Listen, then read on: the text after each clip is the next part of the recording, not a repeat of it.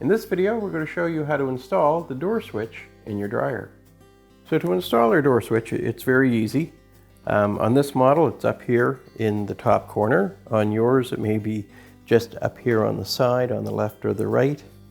So we're just going to insert the switch into place and bring our screw up. And we just start it with our fingers.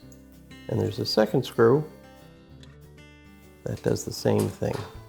So just start that with my fingers, and then I'm just going to take my screwdriver and tighten those screws up.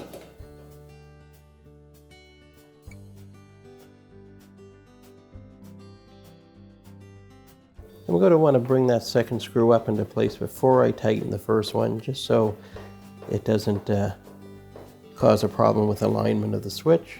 Once it's up in place, I'll give it a little snug, go back to the first one. The next thing we'll want to do is just connect our electrical harness. In this case, it's a harness and a block that just gets married together. On yours, these may be individual wires that you just slide onto terminals on your switch. Whichever way it is, just make those connections. We can close our door. And you'll notice as you close it, you'll probably hear that switch being activated.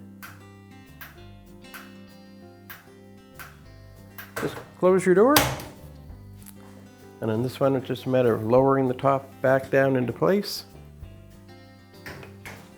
Give it a little bit of a pressure so that the latches take hold. Now with the top back down, we just need to put those screws back in that secure the vent housing in place. So now once you have your screws snugged up, and just reinstall your lint filter. Back into place. If your machine has the lint filter down in the front, then that's a step you don't have to worry about. And that's how easy it is to install the door switch in your dryer.